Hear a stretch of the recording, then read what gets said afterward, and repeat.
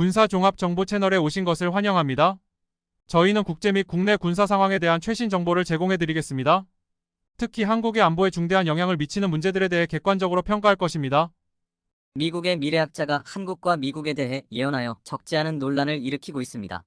특히 일본에서는 관련 사안에 대해서 당황하며 있을 수 없는 일이라고 전하고 있다는데요. 국내 네티즌들은 21세기 노스트라다무스라고 불리우는 조지 프리드먼이 전한 한국에 대한 예언을 공유했는데요.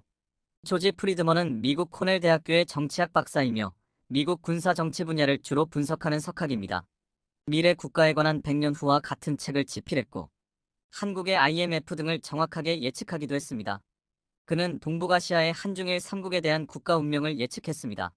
각 국가의 내용을 간단하게 살펴보기로 하고 그 가운데 그가 밝히는 한국과 미국을 엮어서 예측하는 미래와 일본이 당황하는 이유도 살펴보겠습니다. 1. 중국의 국가 운명. 조지 프리드먼은 중국에 관해서 미래가 없다고 매우 파격적인 예측을 했습니다. 그러나 이에 대해서 많은 이들은 중국은 미국과 패권 경쟁을 하는 경제, 군사대국이기도 하며 코로나를 가장 빨리 벗어나고 경제 회복을 하는 국가로 성장세가 여전히 가파르다고 이야기하고 있는데요. 조지 프리드먼은 이에 관해 그러한 중국의 성장이 어느 정도 정체되기 시작한 다음이 문제라고 합니다. 중국은 반드시 정체기가 도래하며 그 가운데 가장 중요한 실업자를 구제할 방법이 없다는 것입니다. 이러한 예측은 놀랍게도 현재에도 중국에 그대로 일어나고 있는 것으로 확인되고 있습니다. 중국 당국도 가장 골치 아파하는 문제는 바로 농민공의 실업 문제가 점점 더 가속화되고 있다는 것입니다. 중국의 농민공 인구가 대략 3억 명가량으로 파악되며 이들은 지방에서 도시로 일하러 온 인력들입니다.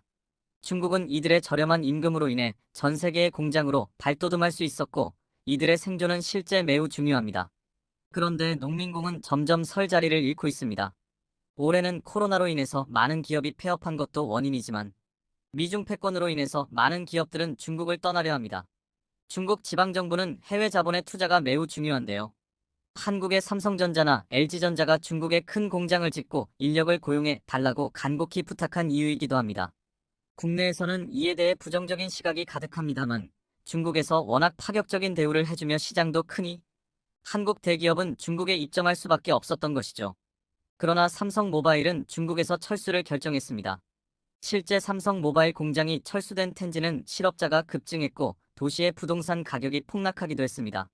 중국 농민공을 위협하는 문제는 이것만이 아닙니다.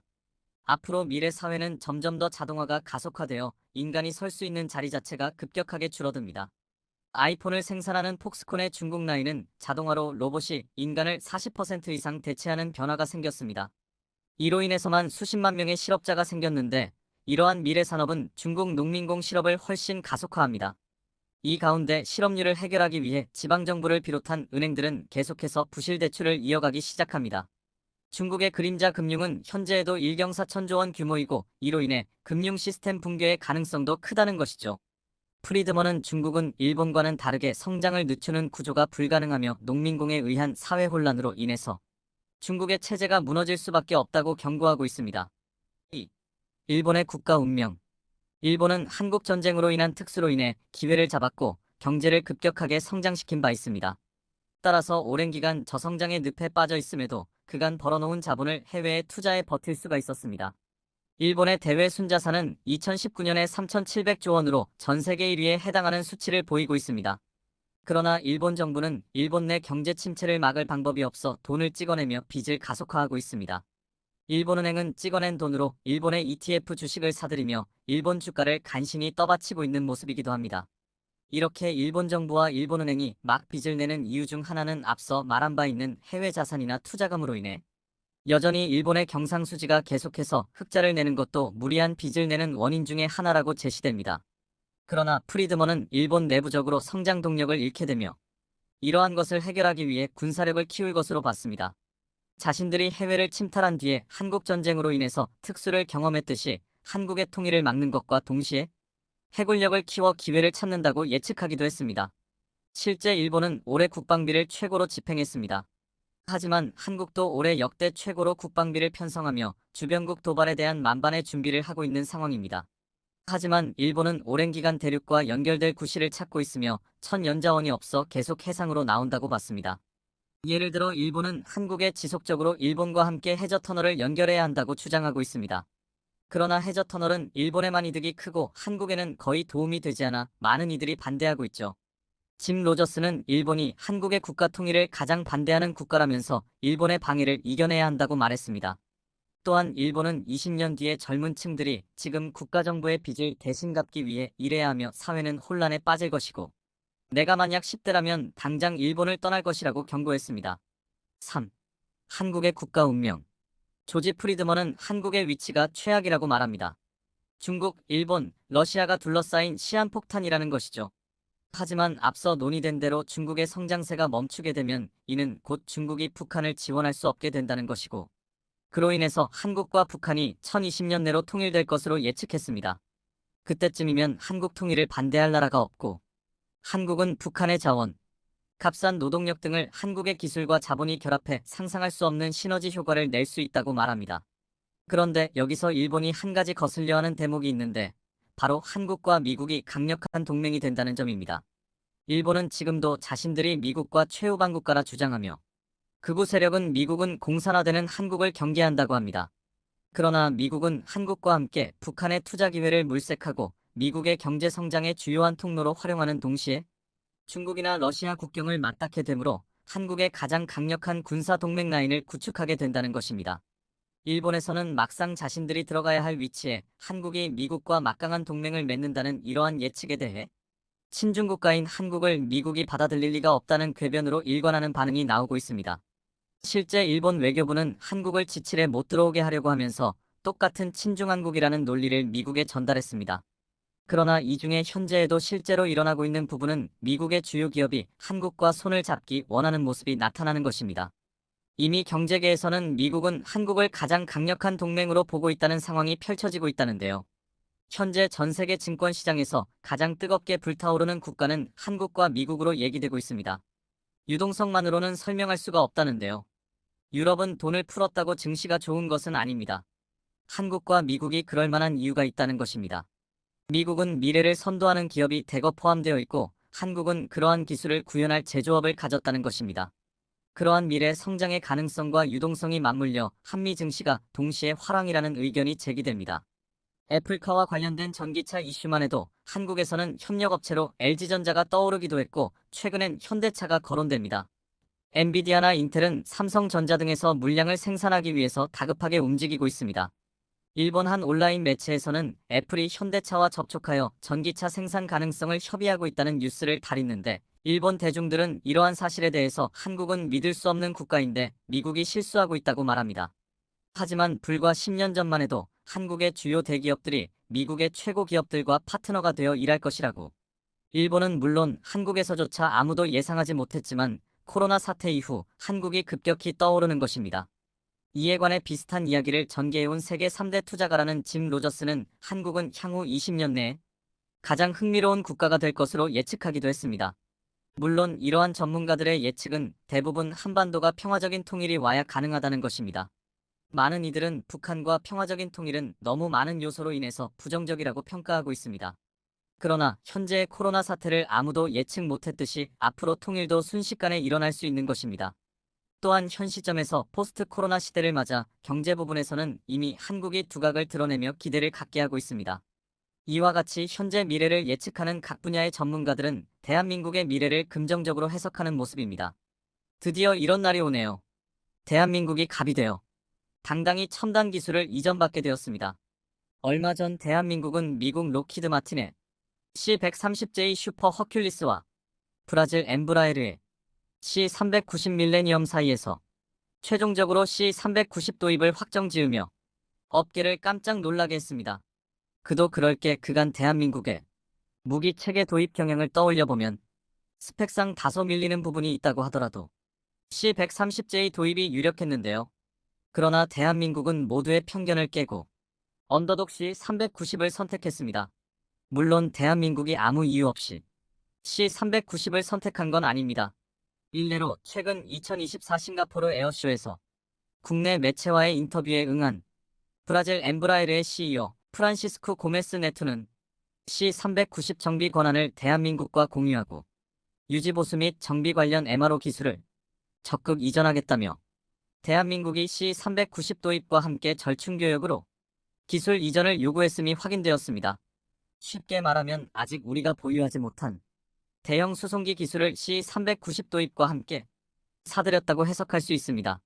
아닌 게 아니라 네투 CEO는 이미 C390의 대한민국산 부품이 원가 기준으로 이미 10%는 한국산 부품이 사용되고 있다고 밝혔습니다.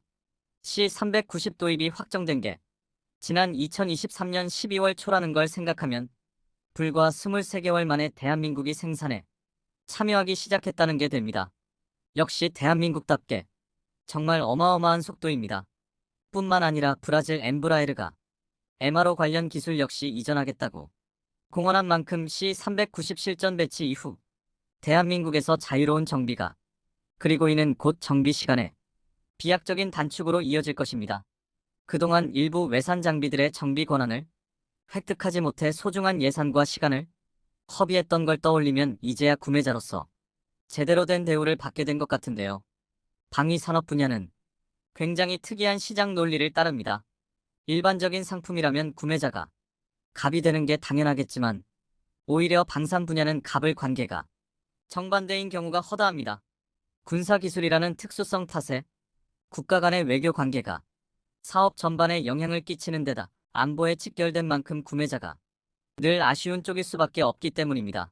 실제로 이로 인해 대한민국도 적잖이 억울한 꼴을 당한 게 2016년에는 헬리콥터 서포트라는 미국 방산업체가 육군에서 운용 중인 UH-60 블랙호크의 정비를 담당하고 있음에도 불구하고 2년 이상 18건의 하자를 방치하여 심각한 문제가 되었습니다.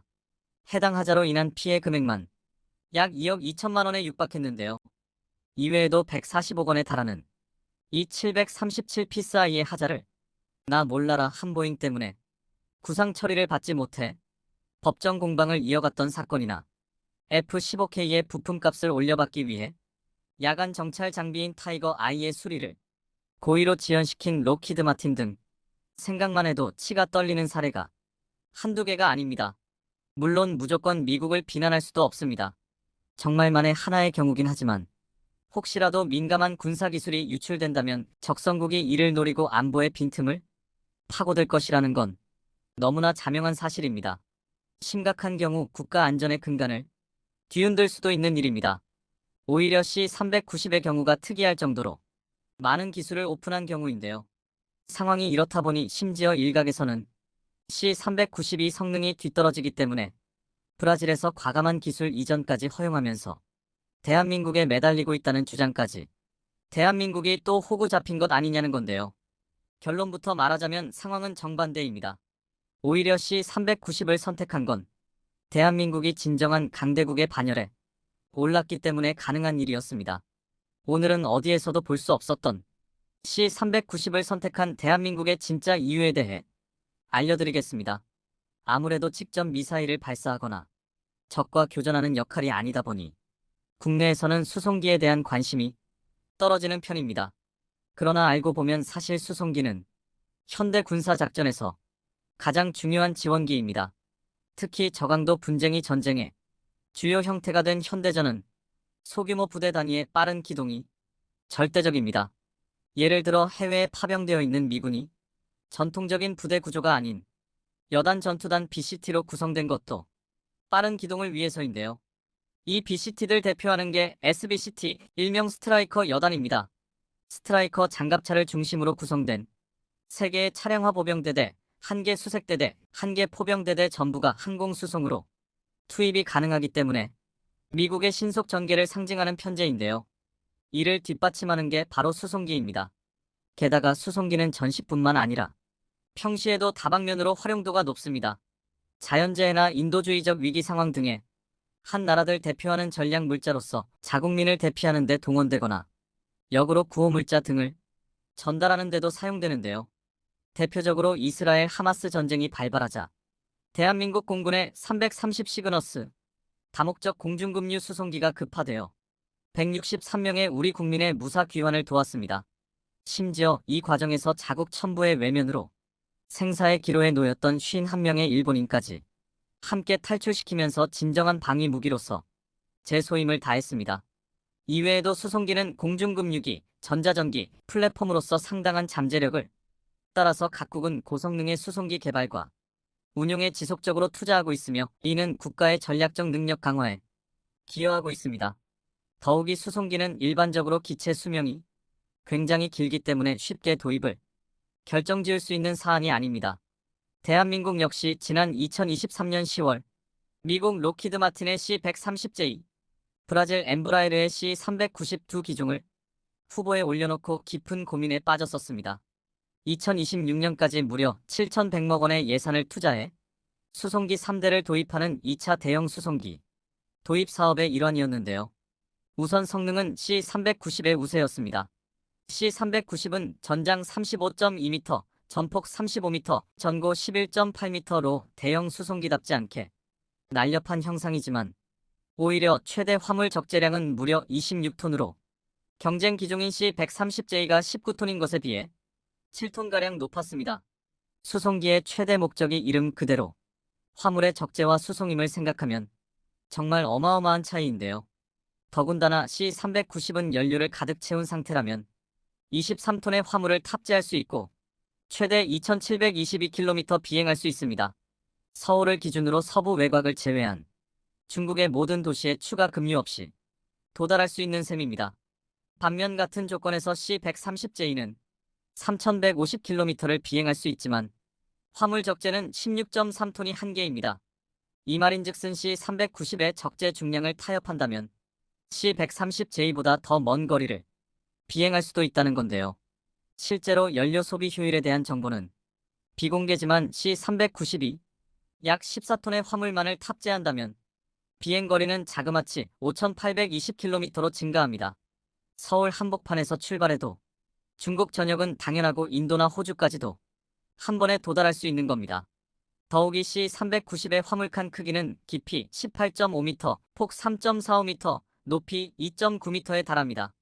C-130J가 깊이 12m, 폭 3.1m, 높이 2.7m라는 걸 감안하면 적재 중량과 함께 부피 역시 훨씬 커졌다는 걸 알 수 있습니다.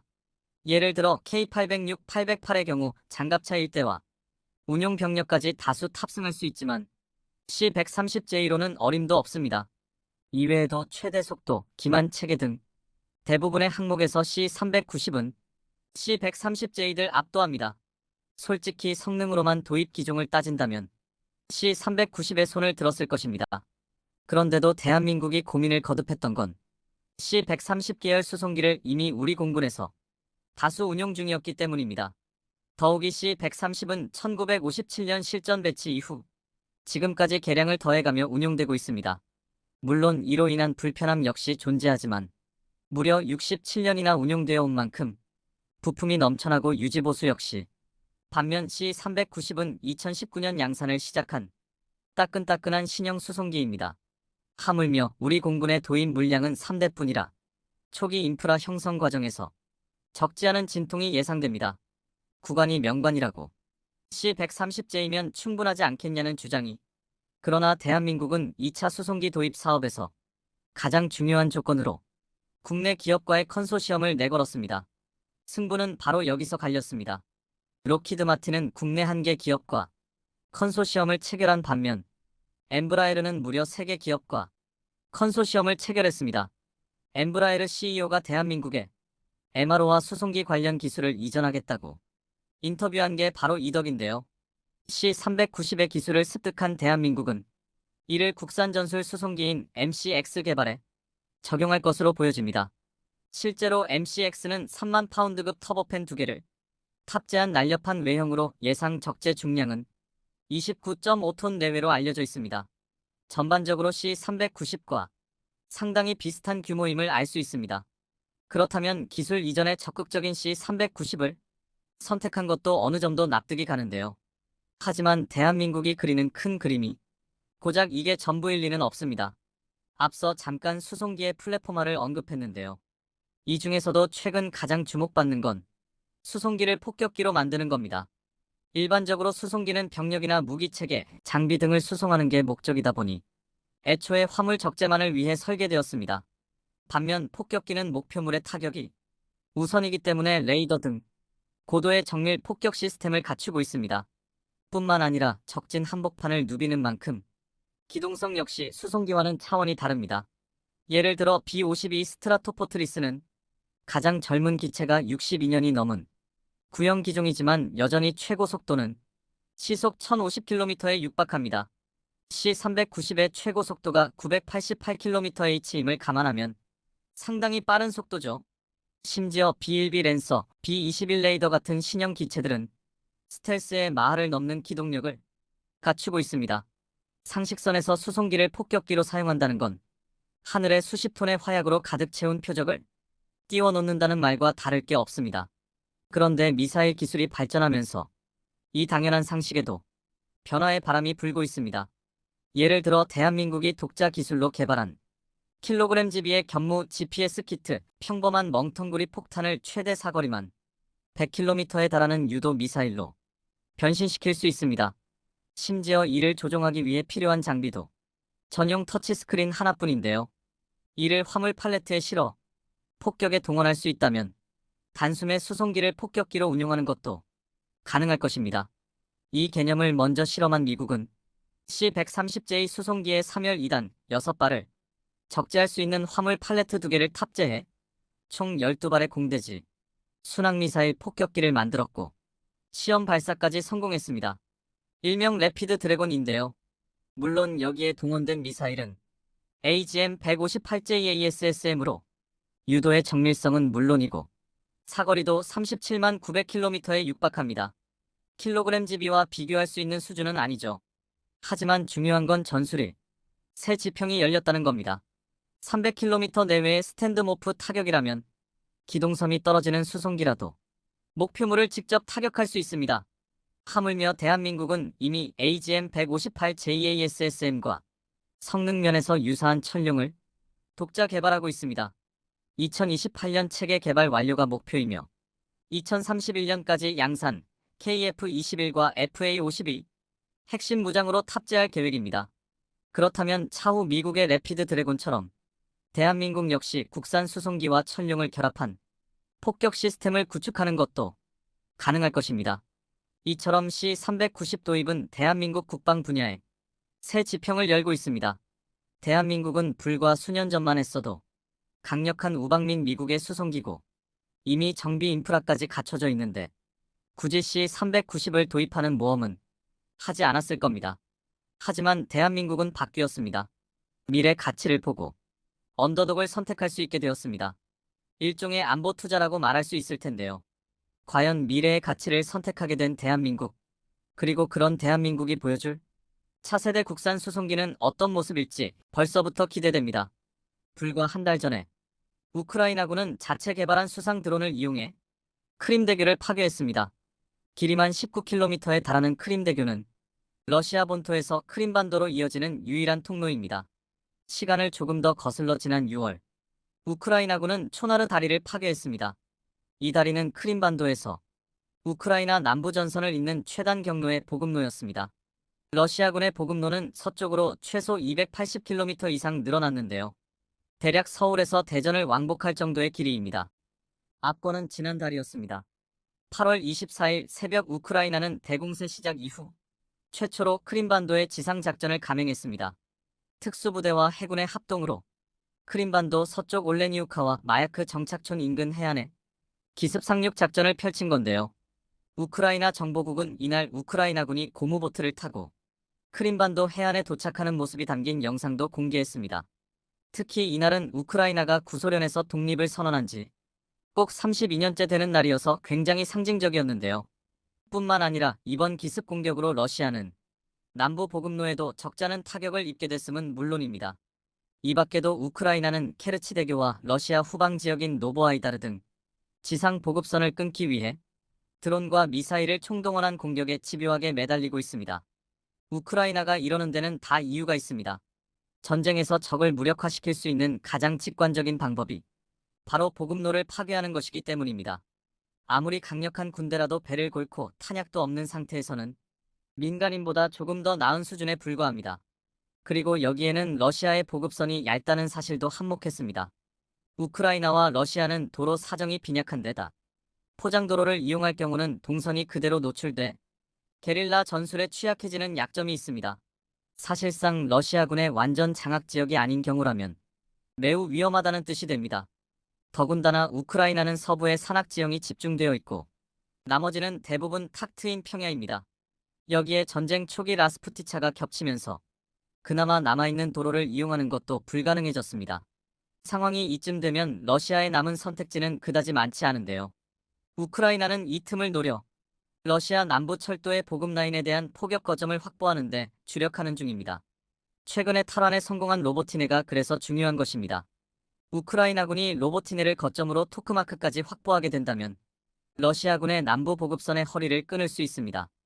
여기까지 오기에는 영국과 프랑스가 공동 개발한 스톰 섀도우 미사일의 역할이 매우 중요했는데요. 장거리 공대지 미사일은 명실공히 항공전의 핵심 무기 체계로 등극하며 스탠드모프 타격 능력을 가늠하는 척도나 마찬가지입니다. 자체 추진과 유도 장치를 장착해 적의 방공망 밖에서 타격이 가능한 점이야말로 공대지 미사일이 나온 배경이라고 할 수 있습니다. 재래식 폭탄은 공중에서 투하하며 따라서 전투기의 고도, 속도 그리고 대기의 영향에 따라 명중률이 좌우됩니다. 또한 움직이는 목표물은 명중률이 낮아 그만큼 많은 양의 폭탄을 써야만 하죠. 무엇보다 사거리가 짧기 때문에 위험을 무릅쓰고 적의 방공망을 돌파해 폭탄을 투하해야만 합니다. 하지만 장거리 공대지 미사일은 유도 장치를 장착해 정밀한 공격과 높은 공격 효과를 기대할 수 있는 데다 적 방공망 밖에서 공격하기 때문에 전투기와 조종사의 생존 가능성을 기하급수적으로 높입니다. 이런 면에서 스톰 섀도는 사거리만 560km에 달하는 공대지 미사일로 길이 5.1m 직경 480mm의 날렵한 몸매에 마하 0.8의 속도로 고도 30m 이하의 저고도를 주파할 수 있습니다. 일단 발사되면 조종이 불가능하며 목표물을 수정할 수 없다는 단점도 있지만 우크라이나가 현재 보유한 무기 체계 중 가장 먼 거리를 타격할 수 있는 미사일인데요. 실제로 우크라이나는 마리우폴이나 돈바스의 루안스크를 공격할 때 등 스톰 섀도로 재미를 단단히 봤고 러시아 내부에서도 서방이 우크라이나에 제공하는 무기가 가장 큰 문제라면서 이제 하이마스는 대처가 가능하지만 영국이 제공한 스톰 섀도만큼은 골치 아프다고 밝혔습니다. 극초음속 미사일도 에밀 에이브람스에서 발사하는 열화우라늄탄도 아닌 원거리의 스탠드모프 타격 능력이 가장 직관적인 게임 체인저가 될 수 있다는 방증인데요. 가장 기본적이며 동시에 직관적인 방법이 전쟁을 해결할 키포인트라는 사실을 깨달은 것입니다. 오죽하면 최근 서방 세계에서는 독일제 장거리 공대지 미사일인 KEPD-350 타우러스 지원 논의에 본격적으로 돌입했을 정도입니다. 사실 독일은 우크라이나 전쟁 초기부터 중화기 지원에 소극적이었습니다. 확전 가능성이 크다는 게 그 이유였는데요. 하지만 우크라이나군 대공세의 유통기한이 임박한 상황에서 영국과 프랑스가 스톰 섀도우, 스칼프 공대지 미사일을 지원하자 타우러스를 지원해주자는 목소리가 높아지고 있습니다. 2013년부터 독일 공군을 중심으로 실전 배치에 돌입한 타우러스는 전장 5.1m, 무게 1400kg에 최대 사거리 500km, 최대 속도 마하 0.95에 육박합니다. 게다가 타우러스는 트리 테크트라이 tek노 불리는 독특한 3중 복합 유도 장치를 사용하는데 관성항법 장치 INS와 군용 위성 항법 장치 MIL-GPS 그리고 영상 기반 항법 장치 IBM과 지형 참조 항법 장치 TRN을 모두 활용합니다. 이러한 3중 복합 유도 장치는 하나 혹은 두 가지 유도 장치에 고장이 발생하거나 GPS 전자전 공격을 받더라도 나머지 장치들을 사용함으로써 미사일이 지속적으로 목표물을 공격할 수 있는데요. 심지어 표적에 명중하기 직전 근거리 단계에서는 적외선 탐지 기능까지 사용하기 때문에 명중률이 압도적입니다. 이것만 해도 상당히 준수한 성능이지만 가장 결정적인 타우러스의 특징은 바로 화력입니다. 애초에 타우러스는 지하 깊숙한 벙커나 강화 콘크리트로 만든 시설을 파괴하고자 개발되었는데요. 특히 메피스토 MEPHISTO라는 이름의 이중탄두는 전면부에 성형장 약탄을 배치해 구멍을 뚫고 후방에 약간 가느다란 탄두가 내부에서 폭발하는 방식으로 무려 6m 이상의 강화 콘크리트를 폭파해버리는 괴물 중의 괴물입니다. 탄두 중량은 고작 500kg 남짓이지만 중량만 2.1톤이 넘는 벙커버스터 GBU-28과 유사한 관통력을 보이는 셈입니다. 실제로 이 관통력 때문에 대한민국도 2010년부터 무려 350여 개의 타우러스를 도입해 운용하고 있습니다. 타우러스 한 발에 무려 13억 원이 넘는다는 걸 생각하면 우리 군에서 타우러스 확보에 얼마나 진심이었는지 짐작해볼 수 있으실 겁니다. 국산이고 명중률이 높은 전술지대 유도무기. 통침 KTSSM은 사거리가 180km 남짓에 불과한 데다 지상 발사형이라 후방의 보급로를 파괴하긴 어렵습니다. 그래서 북한 장사정포가 숨어있는 갱도 진지를 파괴하는데 목적이 맞춰져 있습니다. 반대로 현무 3순항 미사일이라면 북한은 물론 제한적이긴 하지만 중국의 일부까지 타격할 수 있는데요. 하지만 강화 콘크리트나 지하 벙커 파괴 능력이 그나마 현무 4, 현무 5가 개발되면서 사정이 나아졌지만 고위력 탄도미사일은 지하에 있는 북한 핵미사일 시설과 전쟁 지도부 등을 공격해야 해서 내륙 지역에 있는 북한군 보급로를 타격하기에는 여유가 없습니다. 더욱이 우리 탄도미사일은 명중률은 높지만 민가와 인접한 교량 공격에 탄도미사일을 사용하는 것은 부수적 피해를 불러올 확률이 높습니다.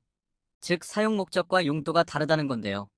장거리 타격 수단이 많지 않은 우크라이나와 달리 대한민국은 육군 탄도, 순항 미사일과 해군 잠수함발 사탄도 미사일 SLBM 등 타격 수단이 많은 편이지만 이들 전력은 전력으로 북한 핵과 미사일 위협에 대응하고 전략적 타격에 집중됩니다. 이와 반대로 타우러스는 북한 내륙의 주요 보급로에 있는 교량을 파괴해 결국 보급선을 교란하는 효과를 톡톡히 볼 수 있습니다. 현무 미사일이나 KTSSM 등이 있음에도 우리 군에서 타우러스 확보에 열을 올리는 이유인데요. 유일한 문제는 타우러스를 운용할 수 있는 유일한 전폭기가 사실상 F-15K뿐이라는 사실입니다. F-15K 슬램이글은 애초에 제공기로 설계된 덕분에 전장 19.4m, 폭 13m, 전고 5.6m의 엄청난 덩치임에도 최대 속력은 마하 2.5, 최대 전투 반경은 무려 5,500km에 육박합니다. 이는 심지어 CFT와 외부 연료 탱크를 탑재하지 않더라도 1,900km에 달합니다. 하지만 역시 가장 큰 특징은 폭장량인데요. F-15K의 최대 이륙 중량은 무려 36톤, 무장 탑재량만 따져도 13톤에 이릅니다. 폭격기를 보유하지 못한 대한민국에서 이를 대체할 수 있는 유일한 전력이었는데요. 그런데 최근 상황이 완전히 반전되었습니다. 다름 아닌 KF-21 보라매가 등장하면서 새로운 가능성이 열린 겁니다. KF-21의 폭장량은 약 7.7톤으로 KF-16과 큰 차이가 없습니다. 그러나 국산, 미국, 유럽의 무장을 모두 통합하면서 타우러스 운용 가능성을 확인했는데요. 여기에 더해 FA-50 블라크 20이 개발되면서 아예 타우러스 경량화 버전의 자체적인 개량에 돌입했습니다. 독일 타우러스 시스템즈의 요청으로 국내 기술력을 활용해 공동 개발을 시작한 KEPD-350K는 오리지널에 비해 중량은 300kg 이상 줄었고 길이는 0.6m 이상 짧아질 계획입니다.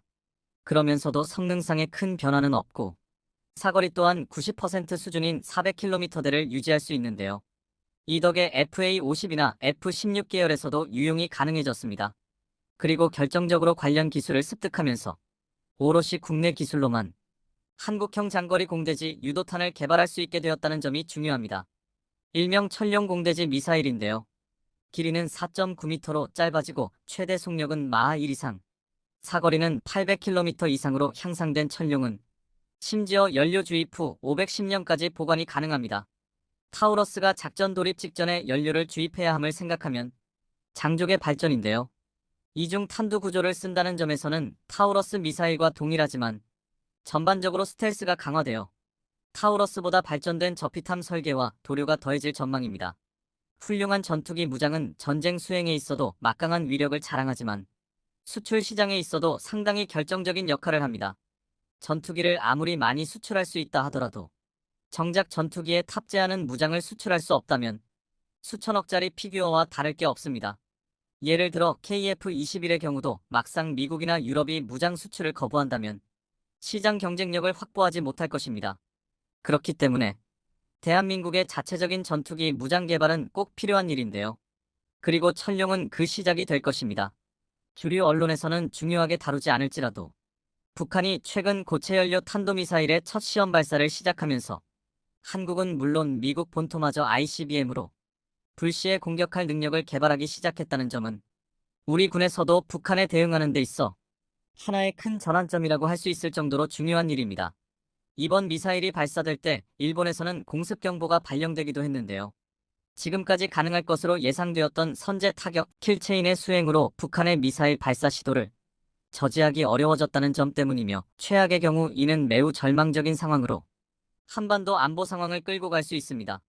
그러나 드디어 한국 해군 전투함들 중 가장 어마어마한 화력 자산들로 가득 채워질 세 척의 합동화력함이 건조가 시작된다는 소식이 나왔는데요. 미군은 과거 합동화력함과 비슷한 개념의 아스널십을 연구했음에도 중요한 문제가 있어 전력화하지 않았지만 우리 한국의 사정은 전혀 다르며 최악의 경우에도 합동화력함은 북한에 대한 우리 군의 최후의 보복 타격 수단으로서 반드시 북한의 수뇌부들을 끝장낼 수 있는데요. 그 이유가 무엇인지 현재 합동화력함 건조의 진행 상황은 어떠한지 알아보겠습니다. 전문가는 아니지만 해당 분야의 정보를 조사, 정리했습니다. 본의 아니게 들린 부분이 있을 수 있다는 점 양해해 주시면 감사하겠습니다. 북한에서는 2023년 4월 13일 화성포 18형 미사일의 실험 발사와 관련된 영상을 선보였고 이를 통해 적들에게 더욱 분명한 안보 위기를 체감시키고 부절없는 사고와 망동을 단념할 때까지 시종 치명적이며 공세적인 대응을 가하여 극도의 불안과 공포에 시달리게 할 것이다. 라고 전했습니다.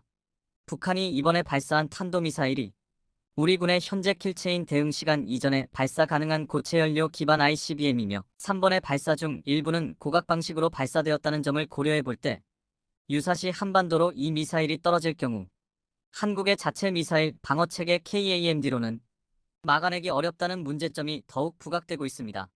일반적으로 전쟁 발발 시 적국의 반격 능력을 상쇄하기 위해 가장 첫 번째 목표는 적국의 미사일 기지들과 공군 기지가 됩니다. 한반도를 공격할 경우 역시 마찬가지가 될 텐데 이때 핵탄두를 탑재해 공격하지 않더라도 한반도 내의 미사일 기지들이 북한이 쏘아보낸 대규모의 고체연료 탄도미사일로 파괴된다면 대량 응징 보복 킬로미터 PR로 북한의 평양을 타격하는 것이 곤란해질 수 있습니다. 고체연료 탄도미사일로 불시에 기습 공격을 가해 한국군의 반격 수단을 모두 없애버리고 북한에 비해 우세한 전력으로 존재하는 공군을 무력화시킬 수 있게 된다면 북한으로서도 더욱 대담하게 나올 수 있겠죠. 게다가 중국이 대만을 침공해 미군과 전쟁을 벌일 경우 한반도에 집중하기 어려워질 경우를 틈타 북한 또한 한국을 공격할 수 있다는 우려가 최근 많아지고 있습니다.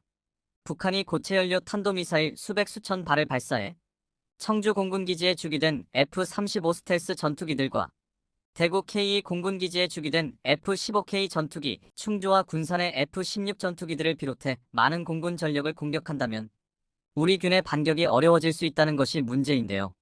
공군기지의 활주로가 파괴될 경우 상당수의 전투기들이 살아남는다고 해도 당장 이륙할 수 없게 되며 공중에서 작전을 수행 중인 우리 공군 전술기들도 연료가 소진되어 날 수 없게 되기 전까지 활주로가 복구되지 않는다면 착륙하는 것이 곤란해집니다. 우리 군의 전력은 엄연히 북한과 50배 이상의 격차가 날 정도로 압도적이지만 단순히 지상군의 화력에 있어서는 열세에 있고 이 열세를 강력한 공군 전력 및 헬기 전력, 미사일 전력이 담당하고 있습니다. 북한 지상군의 공격에 의해 우리나라의 피해가 커질 수 있을 텐데요. 하지만 정확히 어디에 있는지 알 수 없는 바다 어딘가에서 총 240발이나 되는 현무 4위 함대지 탄도미사일들이 평양을 향해 날아온다면 북한은 함부로 미사일 공격을 가하기 어려워질 겁니다. 한반도 전체가 북한의 미사일 공격으로 쑥대밭이 되더라도 바다 어딘가의 합동화력함에서 수백 발의 탄도미사일이 북한의 수뇌부와 핵심 전략시설들을 모두 날려버리게 될 테니까요. 최근 우리나라에서는 북한의 고체연료 탄도미사일 시험 발사에 대응하듯 한 척당 80발 이상의 함대지 탄도미사일로 중무장한 떠다니는 미사일 기지, 합동화력함 3척의 설계를 조만간 본격화한다는 소식이 나왔습니다. 현무 4위 함대지 탄도미사일을 사용하는데 이 미사일의 고성능 관통탄두는 중량이 1톤에 달하며 사정거리가 50만 800km에 이를 것으로 추정되고 있습니다. 마하 10에 달하는 극초음속으로 낙하하는 현무 4위 탄도미사일의 탄두는 강화 콘크리트 기준 24m를 뚫고 지하 벙커를 무력화할 수 있는 가공할 위력을 지녔으며 자탄을 살포하는 방식의 탄두를 탑재할 경우 최소 축구장 여러 개 면적의 적들을 단번에 초토화시켜버리는 광역 제압 능력을 발휘하게 되는데요. 현무 4위 탄도미사일은 전파를 흡수하는 도료가 적용되어 적의 레이더에 탐지될 확률을 다소 줄였으며 급격한 불규칙 기동으로 적의 미사일 방어 체계를 뚫고 들어가 심장부를 타격할 수 있습니다. 북한이나 중국이 가진 미사일 요격 능력으로는 도저히 대응이 불가능한 수준의 현무사이는 북한 평양의 목표물을 3분 이내에 타격할 수 있으며 서해에서 발사할 경우 중국 베이징의 목표물을 타격하는데도 4분이면 충분합니다. 합동화력함의 현무사이 탄도미사일은 우리나라 3면의 바다 어디에서든 북한 전역을 공격할 수 있으며 특정한 상황 하에서는 중국의 수도 베이징과 전략 목표물들을 공격할 수도 있는 매우 강력한 반격 수단이 될 것으로 여겨집니다. 이를 단독 보도한 SBS 측이 밝힌 정보와 우리 해군이 밝힌 바에 따르면 우리나라는 세 척의 합동화력함을 건조해 전력화할 예정이라고 하는데요. 14일 밝혀진 소식에 따르면 지난 4월 11일 합동화력함의 개념 설계를 위한 연구용역 우선 협상 대상자로 거제 대우조선해양이 선정되었다고 합니다. 이제 우리 해군에서는 이번 달부터 올해 12월까지 15억 원 안팎의 예산을 들여 합동화력함의 개념 설계를 마무리하고 함정의 규모가 얼마나 클 것인지, 함정의 형태는 어떻게 될 것인지, 미사일을 얼마나 탑재할 것인지 등을 따지는 작전 요구 성능 ROC를 확정할 방침인데요. 이 개념 설계 단계가 지나 내년 2024년에 합동화력함이 중기 소요로 변환될 경우 선행 연구, 소요 검증, 사업 타당성 조사, 기본 설계, 상세 설계, 함 건조 등의 절차를 밟으며 건조를 추진해 나갈 계획입니다. 방위사업추진위원회는 오는 2036년까지 합동화력함용 함대지 탄도미사일을 전력화하기로 13일 결정했고, 합동화력함은 저렴하게 대량의 미사일을 퍼부을 수 있는 화력 플랫폼으로서 추진되기에 다른 무장이나 탐지체계의 탑재는 최소화될 것으로 예상됩니다. 대량의 함대지 탄도미사일 외에 자함을 방어하기 위한 무기로는 기본적인 근접방어 무기체계 CIWS와 경어뢰 등의 무장만이 탑재될 것으로 보이는데요. 그런 만큼 합동화력함은 별 쓸모없는 전력이 될 것이라 우려하는 주장도 만만치 않습니다. 왜일까요? 합동화력함 사업은 미 해군이 과거에 최소했던 아스널10 계획을 규모를 조금 줄였을 뿐 사실상 그대로 가져온 것으로 아스널10 건조 계획이 나왔을 당시와 똑같은 반론이 제기되고 있습니다. 생존성이 너무 낮고 격침될 시 수백 발의 미사일과 함정을 잃게 되기에 위험 부담이 너무 높다는 것이 문제인데요. 어떤 함선이든 격침될 경우의 손실은 엄청난 것이지만 미사일 수백 발을 탑재한 아스널10이 격침될 경우 단숨에 함대의 화력 투사량이 절반 이하로 급감해버릴 수 있기에 이를 기반으로 세운 작전 및 전략 자체가 무용지물이 되어버릴 수 있기에 큰 문제라는 것인데요. 그러나 북한에 대한 대응 차원에서 나온 함동화력함과 미국이 소련을 상대로 한 대응 계획으로 나온 아스널10은 상황이 크게 다릅니다. 1990년대 중반 미 해군의 차세대 수상전투함 사업 SC-21 프로그램에서 제안되었던 아스널10은 무려 500여 셀에 달하는 VLS 수직 발사관에 엄청난 미사일을 갖춘 대형 함선으로 전 세계의 5대양을 돌아다니며 세계 각지 필요한 곳에 미사일을 쏟아붓는 임무를 수행해야 했는데요. 자체 방공 능력이 크게 떨어지는 아스널10은 전력화되었다면 동중국해나 페르시아만에서 적국의 강력한 대한미사일 위협에 놓였을 것입니다. 반면 한국의 합동화력함은 종심이 짧은 한국의 해상에서 장거리 해상 탐지 능력과 대함 작전 역량이 굉장히 떨어지는 북한을 상대로 합니다. 방대한 위성감시 시스템과 해상 초계기 전력을 갖춘 중국을 상대라면 합동화력함의 생존이 어려울 수 있지만 북한을 상대로는 전혀 그렇지 않은데요. 게다가 합동화력함을 도입함으로써 더 이상 보관할 여력이 없는 한국의 미사일들을 운용할 수 있다는 해결책도 됩니다. 한국군이 합동화력함을 도입하려는 이유 중 하나는 미사일이 많아도 너무 많기 때문이기도 한데요. 한국군은 타격 전력을 중시해 지금도 6,600발이 넘는 미사일을 보유하고 있지만 계속해서 더 강력하고 많은 미사일을 제조하고 있는데 비해 이를 보관할 시설이 부족하고 운용할 전투 플랫폼이 부족한 것으로 알려져 있습니다.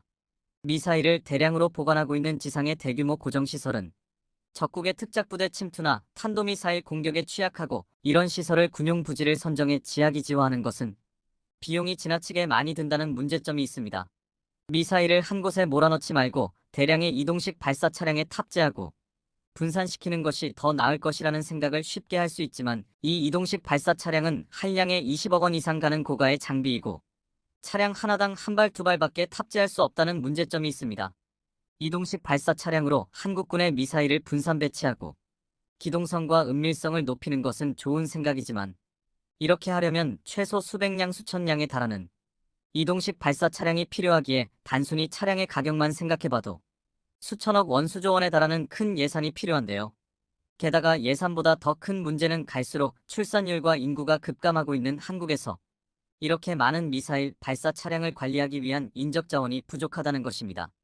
그럴 바에야 군함이지만 사실상 움직이는 해상 미사일 기지나 다름없는 몇 척의 합동화력함에 수십 수백 발의 미사일을 몰아넣어 안전한 해역에 배치하는 것이 관리나 운용, 공역 관제에서 전시에도 한국의 합동화력함은 큰 바다로는 나가지 않고 비교적 안전한 한반도 연안에 숨어 활동할 것이고 항공모함 전단과 달리 이처럼 장거리 타격 수단으로 활용할 경우 진해 해군기지에서 나가지 않고 있어도 북한을 문제없이 타격하면서 해군기지와 연안 보호를 위해 갖춰진 해병대 전력과 지상방공포대의 강력한 호위를 받을 수 있다는 것인데요. 게다가 한국의 서해와 남해는 수심이 얕으며 복잡한 해안선을 가지고 있으며 수많은 섬들이 있어 항모가 작전하기에는 불리하지만 해안선과 섬에서 방어전을 수행하기는 유리하다는 장점이 있습니다.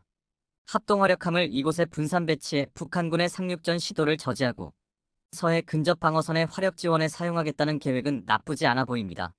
북한에는 핵추진 공격 원잠이 없고 대부분이 수중에서의 항해 성능이 크게 떨어지는 구형 재래식 잠수함들이 많아 합동화력함이 20노트 이상의 속력으로 계속 달리기만 해도 이를 피할 수 있습니다. 합동화력함은 탑재되는 미사일의 종류와 규모를 볼 때 해군의 독자적인 계획에 의해서가 아니라 국방부 및 국회 국방위원회 등 상급기관의 동의나 지시로 진행되는 계획일 확률이 높으며 합참의 관리를 받거나 육군 미사일 사령부가 해군과 함께 운용하게 될 플랫폼이기에 인력과 예산을 확보하는 데 있어서도 문제가 없을 것이라고 하는데요. 그러나 여전히 합동화력함의 생존성에 의문을 표현하는 이들도 있고 합동화력함 대신 잠수함을 건조하는 것이 더 낫지 않겠냐는 의견을 나타내는 분들도 있습니다. 여러분은 한국의 합동화력함 도입에 대해 어떻게 생각하시나요?